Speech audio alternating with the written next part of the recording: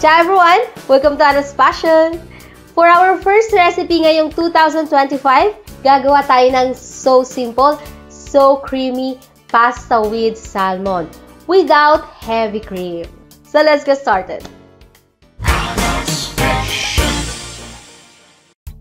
Para ma-achieve ang so creamy na sinasabi ko, instead of heavy cream, gagamitan natin ito ng bechamel or white sauce na tinatawag nila. Ito yung ginagamit for lasagna and baked pasta. So, mas light ang version na ito.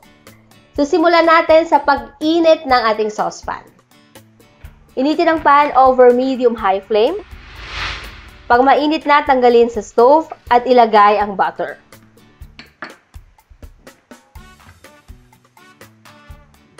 Then, allow the butter to melt completely. Pag nag-melt na, add the flour.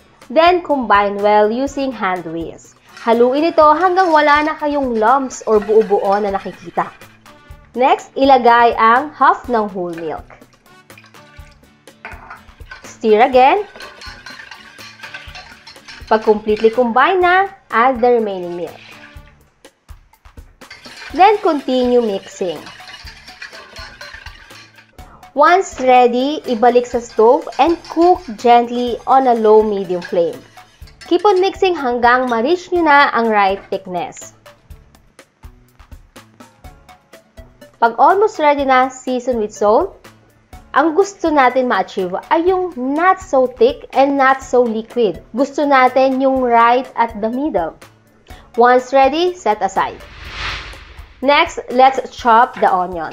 Ang gamit ko ay brown, but of course, pwede kayo gumamit ng red.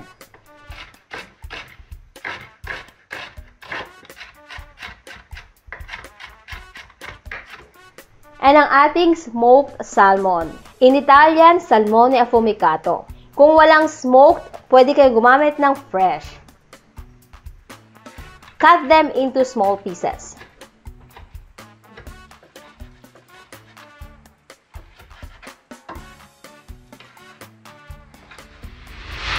Pour 1 to 2 tablespoons ng extra virgin olive oil. Pag mainit na, saute the onion hanggang lumambot na ito. Pwede din kayong maglagay ng garlic.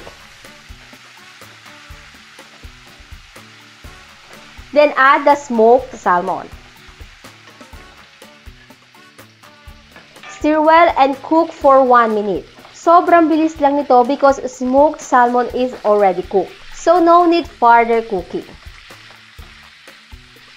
Season with black pepper and bit of chili flakes. Then, add na natin ang white sauce.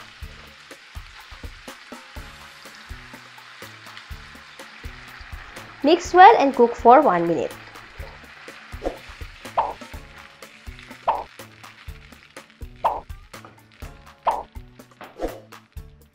Then, grated zest of lemon.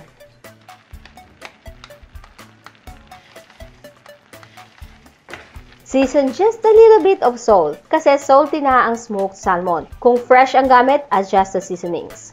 Stir again and turn off the heat. Pusid tayo sa pasta. Add good amount of salt sa boiling water. Then, add the penne pasta.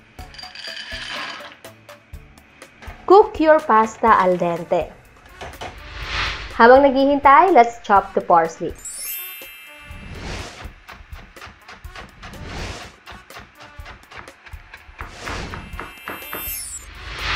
Once ready, transfer directly sa cream salmon sauce. Kung hindi pa po kayo nakakapag-subscribe sa Anna's Passion, please consider subscribing and pakiring na rin yung notification bell para updated kayo sa lahat ng aking new recipes. Add pasta water and combine well. Feel free to pour additional pasta water if needed. Add chopped parsley. Pwede din ang dill, thyme, or chives. Wow! Look guys, kung gaano ito ka-creamy. So delicioso.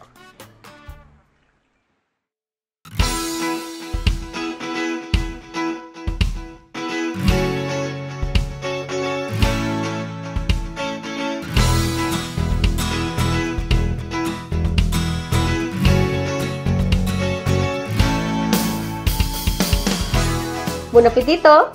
Sana masubukan nyo itong ating creamy pasta salmon. Sigurado akong magugustuhan ninyo. Tasting time!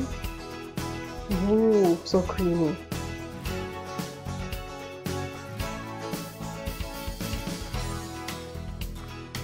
Ang creamy-creamy niya. And light lang siya. Hindi heavy. Light niya. Hindi siya greasy pag kinain mo.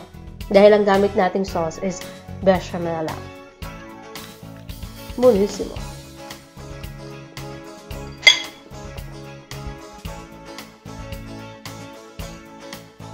Thanks a lot for watching. Ciao for now.